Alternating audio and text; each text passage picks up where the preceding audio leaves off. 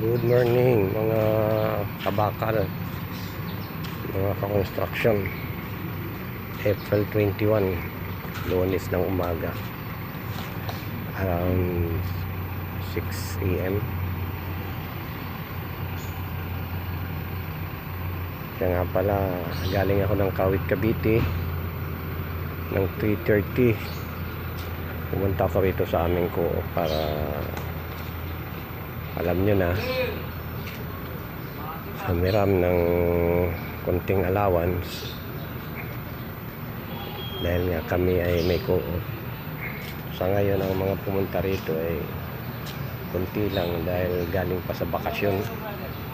Ayan, kung napapansin ninyo,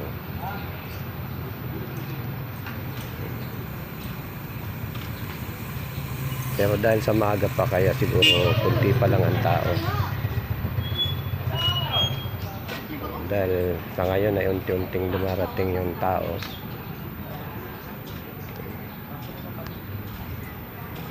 Para kumuha ng kanilang color coding para sa pila.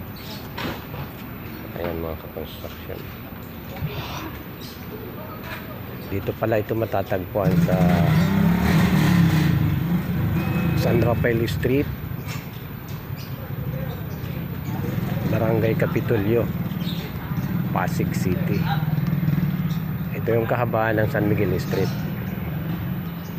Pupunta nga pala ako para magpa-photocopy ng aking ID. Dito ang puntahan ng mga member ng co-op kapag walang allowance or may agarang babayaran. Dito kasi pag pumunta ka rito, instant may 5K ka na pwedeng ipahiram sa'yo. In case na may ganun kang problema na halaga, malulunasan. Yun na yung kagandahan dito. Ang isang pangit, dahil yun ay inutang mo, natural, kakaltasin yun sa'yo pag oras na ng sarod. Pero 2 gifts naman yun, 2 times deduction yun sa loob ng isang buwan. Hindi naman bigla, 2 hati. Yun yung medyo maayos-ayos. Ganun pa man, kapag ikaw ay maraming utang, talagang problema. Kaya dapat kontrolin mo rin yung paghiram ng pera. Kaya nga pala mga construction, pag duman ito sa inyong mga wall, baka pwede makahingi ng pabor. Pag-follow ng aking Facebook page, Kabakal Vlog, at sa aking YouTube channel, Kabakal Vlog. Subscribe na rin. Maraming salamat at God bless sa ating lahat.